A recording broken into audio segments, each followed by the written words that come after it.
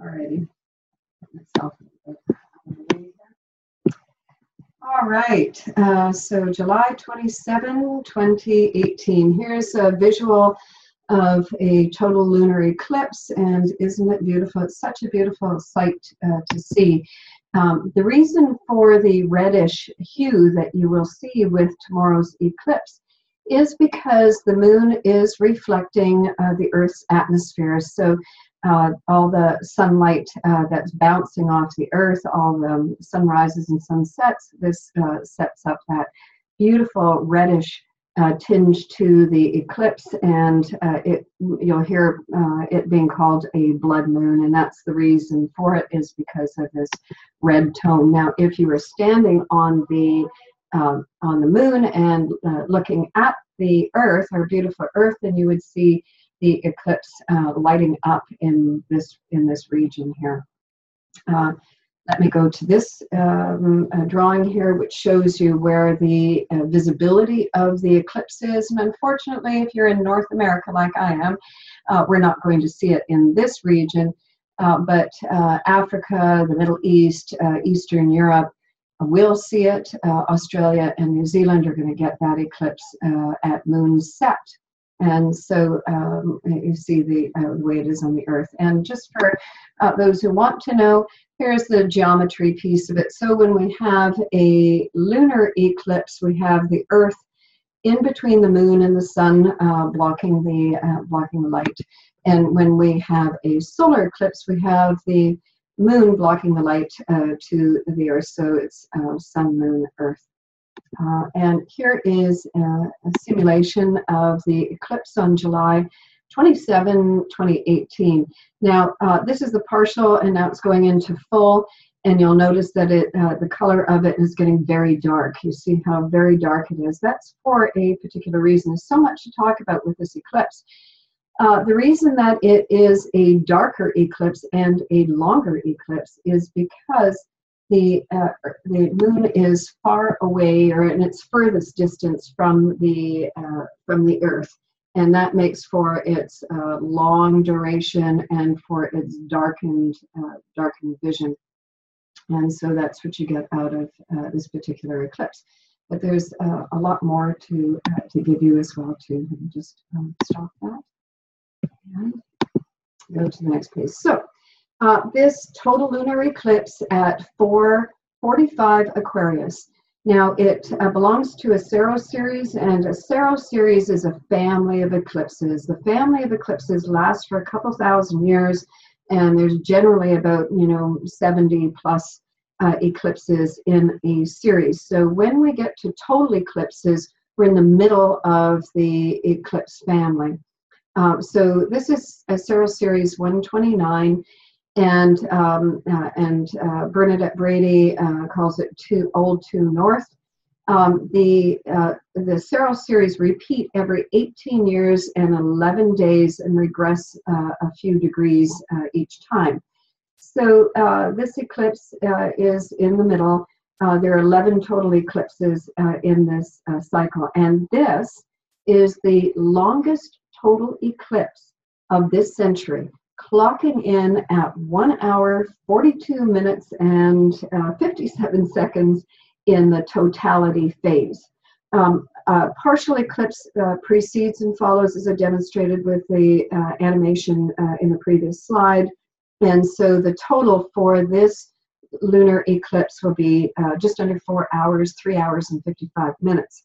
So that is the longest eclipse of this century.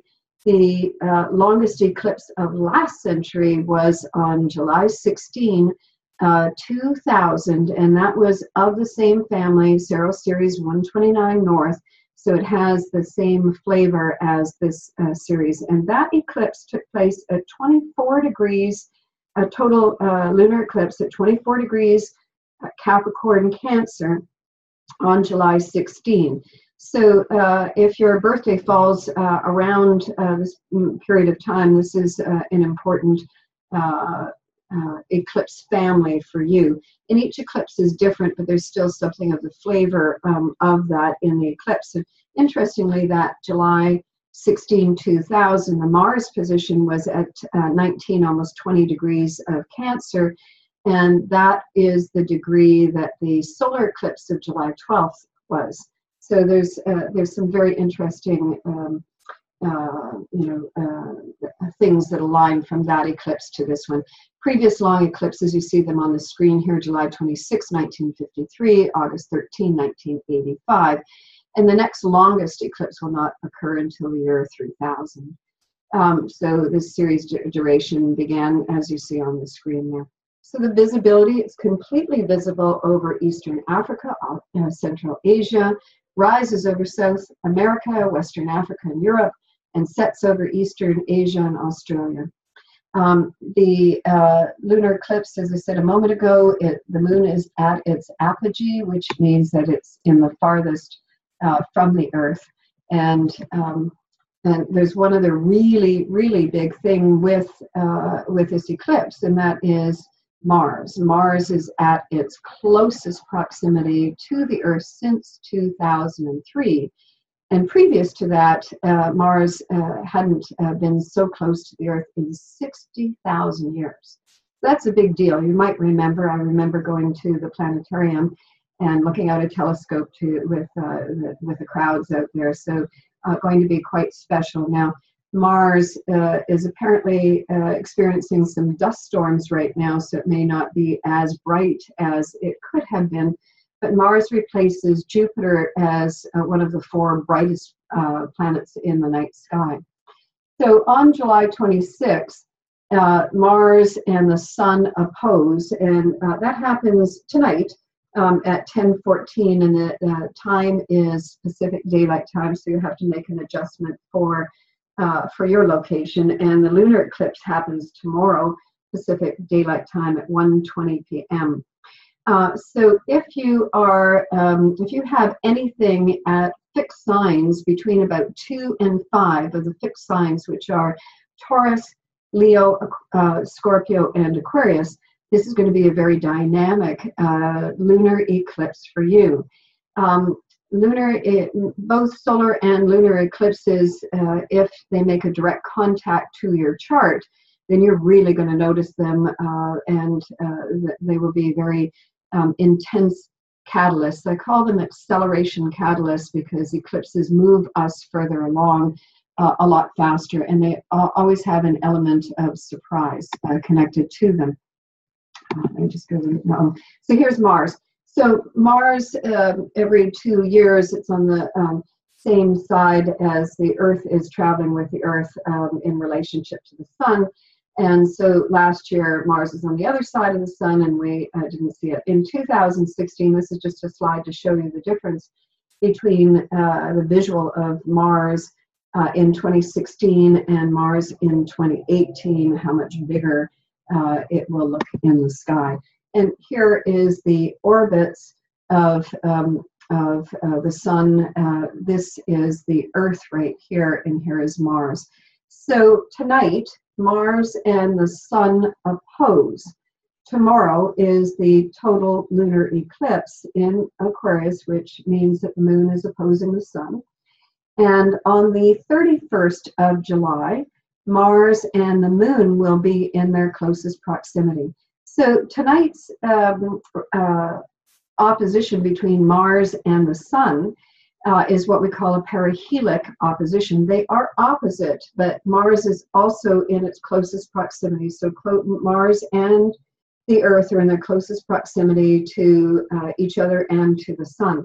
So this eclipse, tomorrow's eclipse, I think is already triggered and will stay triggered right through August 1st. I always say that eclipses are event generators in the month preceding and the month after. Generally, we say that the influences of a lunar eclipse are of shorter duration than a solar eclipse, looking at months, 5 to 6 months for a lunar eclipse and a few years for a solar eclipse. I think that, of course, when the event happens, this is when it's most potent.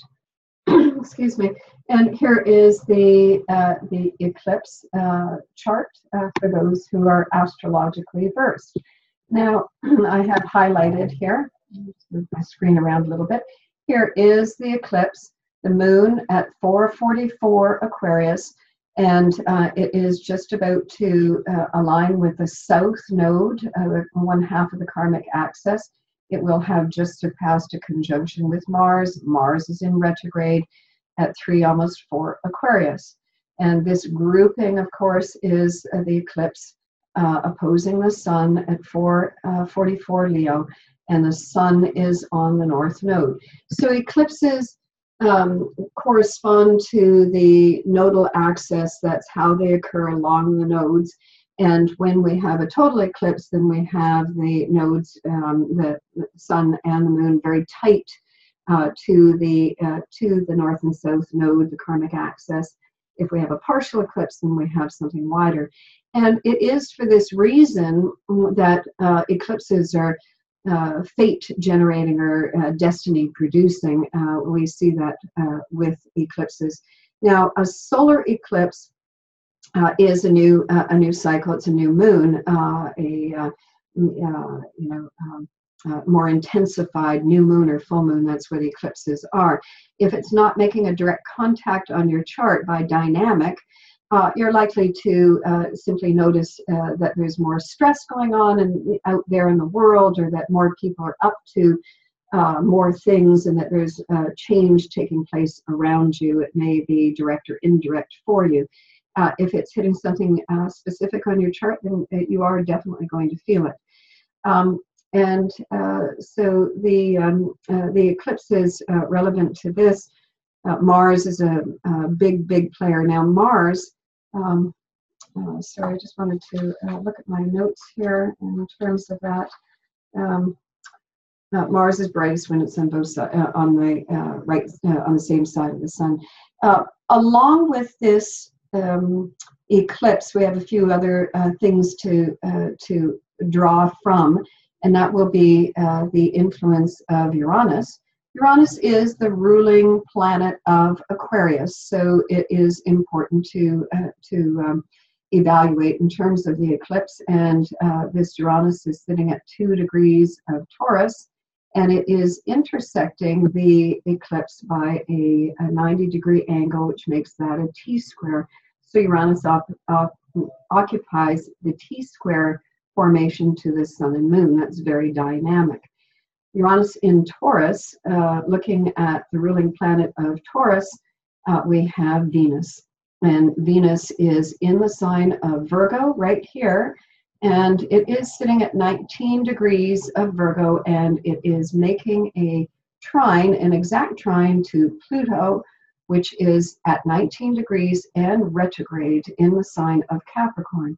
Now, Pluto was stimulated by the July 12th eclipse, which is, as I said, of the same Saros series. The solar eclipse was at 20 degrees Cancer, and Pluto was pretty close to that and by opposition.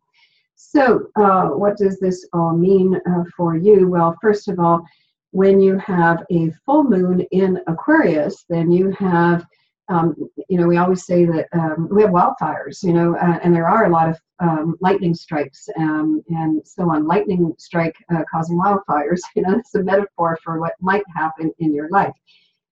Eclipses are accelerators. Solar eclipse, I was saying a moment ago, is a new beginning. What happens with a new beginning is that new cycle or that new chapter happens because something ends, and whatever ends can end in some kind of abrupt or unexpected way. With a lunar eclipse, this is something that's already been on brew, because a lunar eclipse is the culmination of the cycle. This is an illumination time when the moon is reflecting the maximum light from the sun, the creator archetype. So what we have here is a culmination of something that's been on brew, but that may have escaped total awareness or total light of day.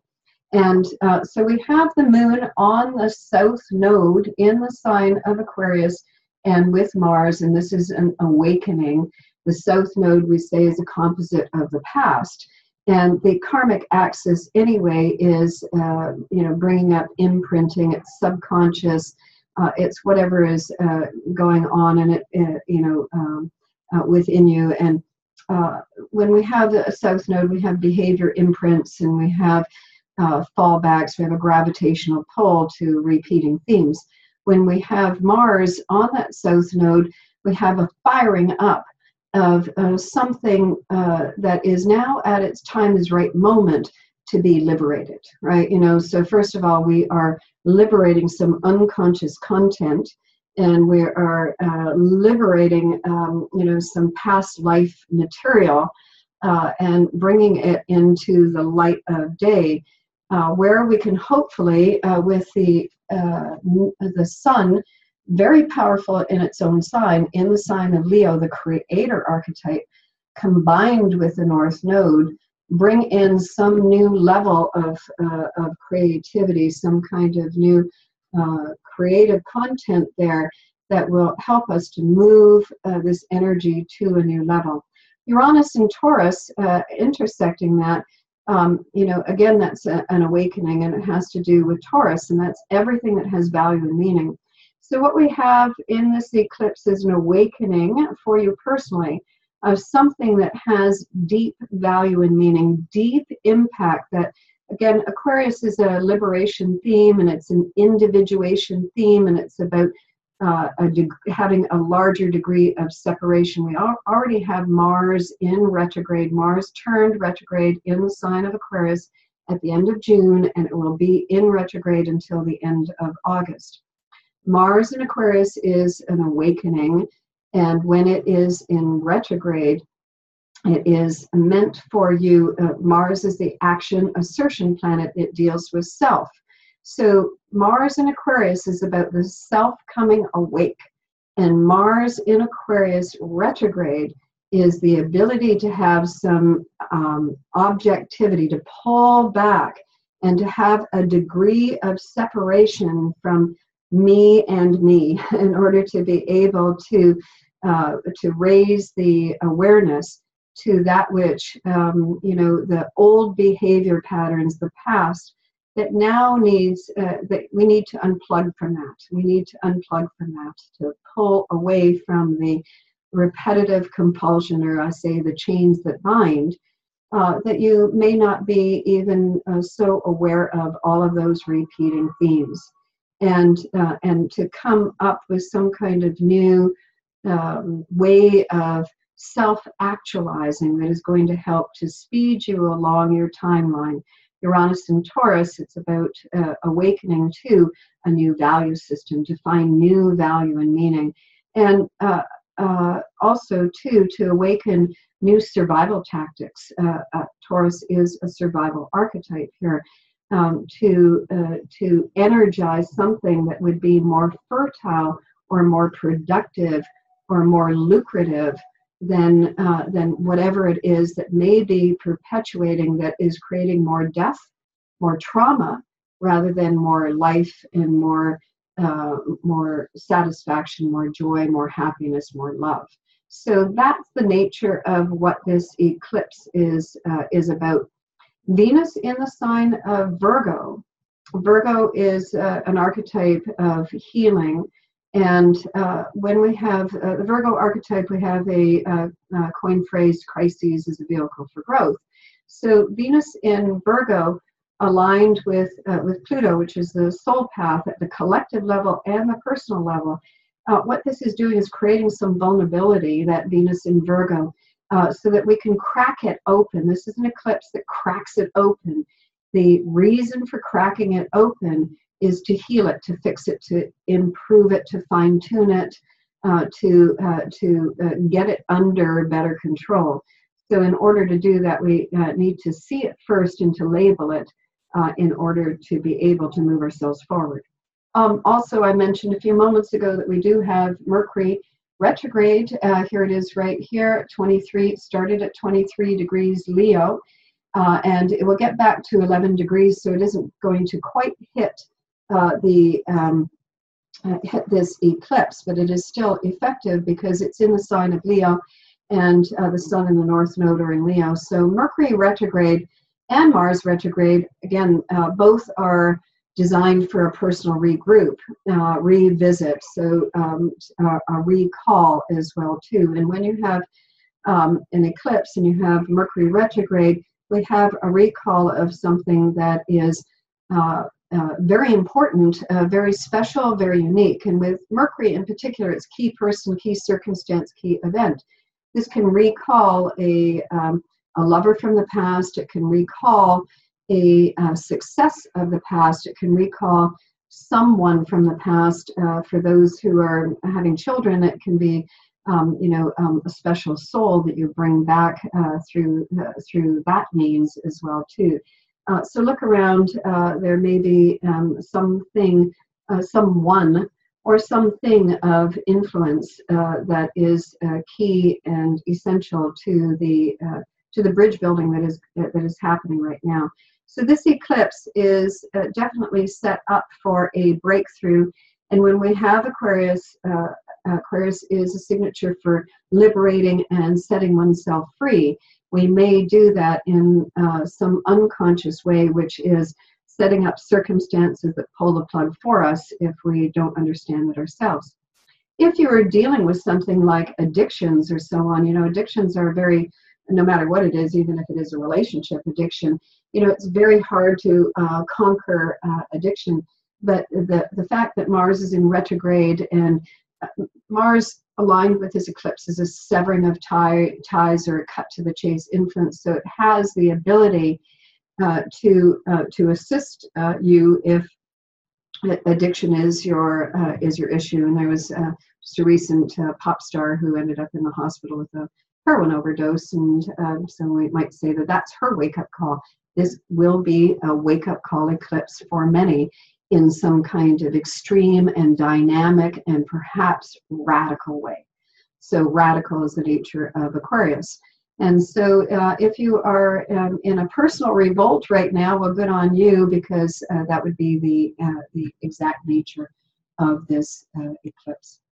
So let me just move to my next screen. All right.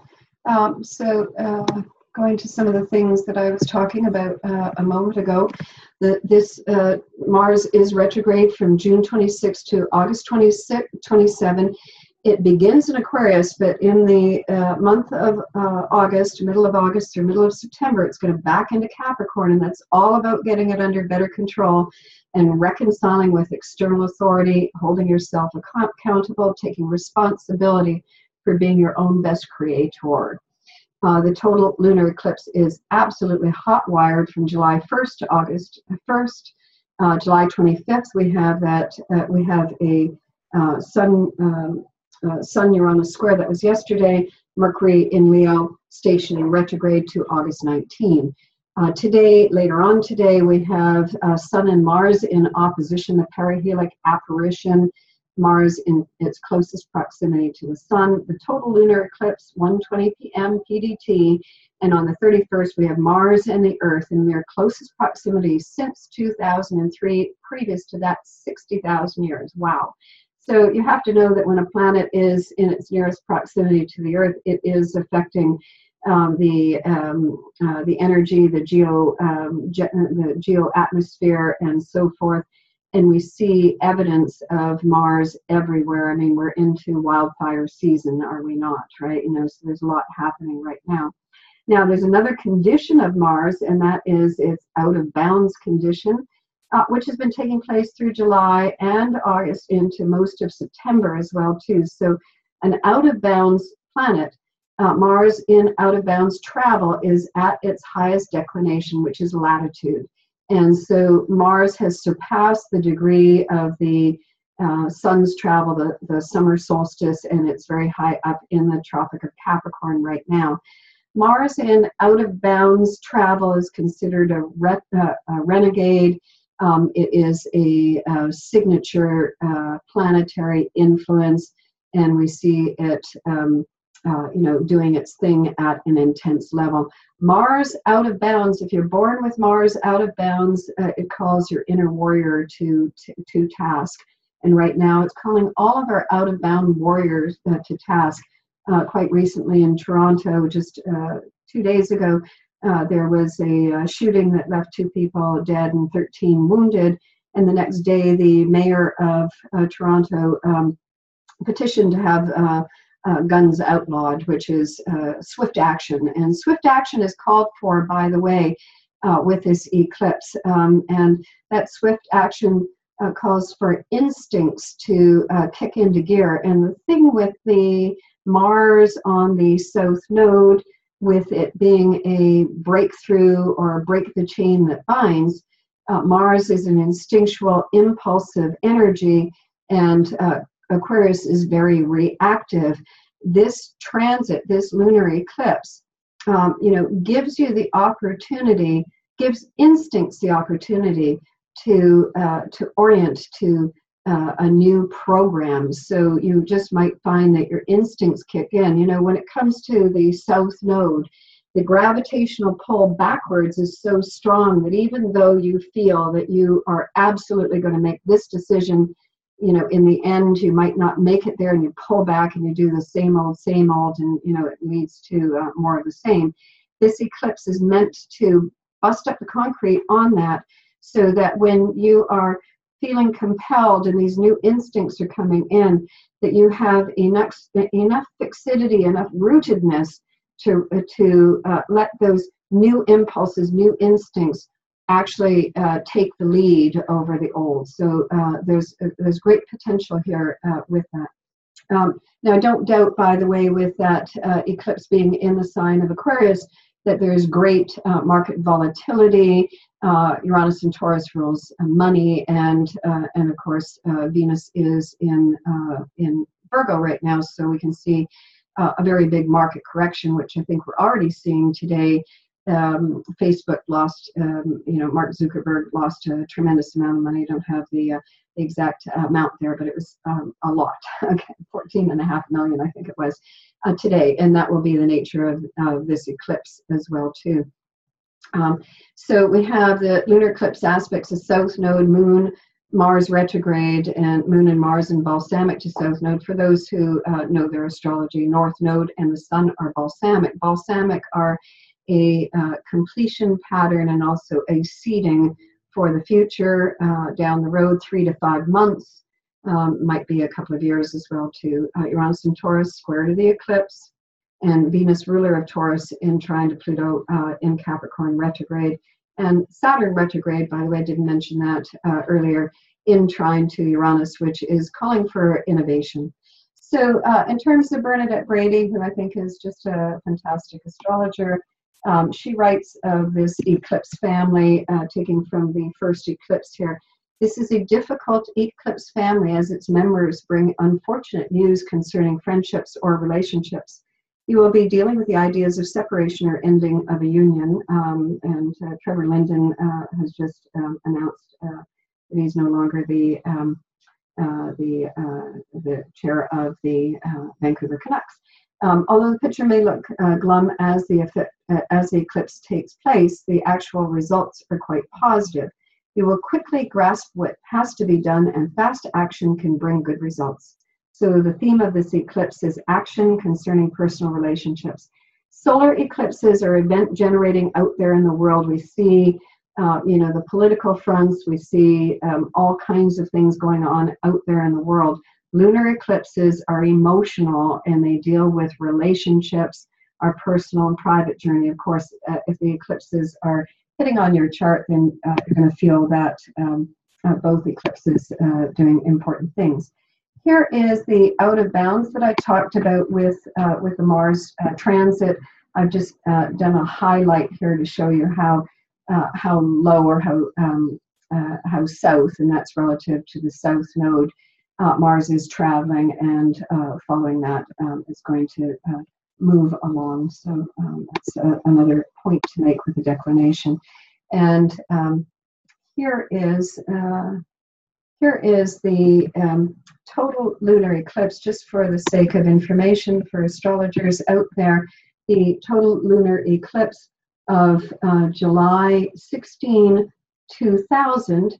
The total lunar eclipse, as I said earlier, 24 degrees Capricorn, opposing the sun. Look at that Mars position at 1955, exactly where the eclipse on July 12 was. So that's a very important thing. You might think back to what might have been happening in the summer of 2000 for you, and there will be something full circle with that triggered by this eclipse tomorrow. And my mouse is out of the way. Excuse me for just a moment here. All right. Okay, and I'm sorry, let me just see what this this eclipse here so the inner wheel here is the July 20th eclipse, and the outer wheel shows you the eclipse tomorrow, and the Mars trigger on this eclipse is involved. It's right having traveled over Neptune, which opposed the Venus in Leo on this eclipse. So someone may enter or exit your life.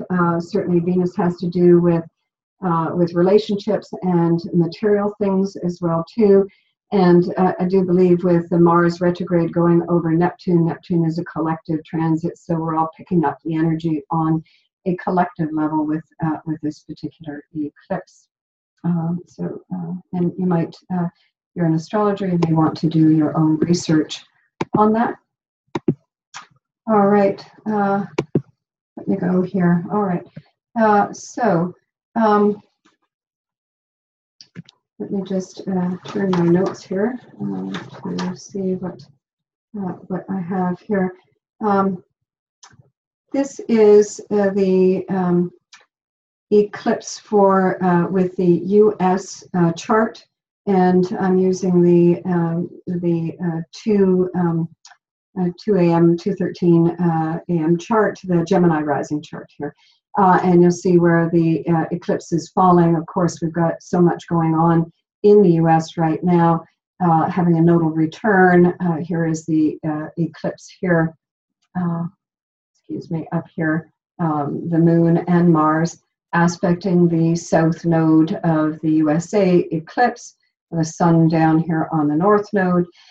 Notice the middle wheel, the inner wheel is the chart for the U.S., the middle wheel is the progressions for the U.S., and we have Pluto at 27 degrees of Capricorn in the natal, 29 by the progressions, and the node has backed up to 26 Capricorn.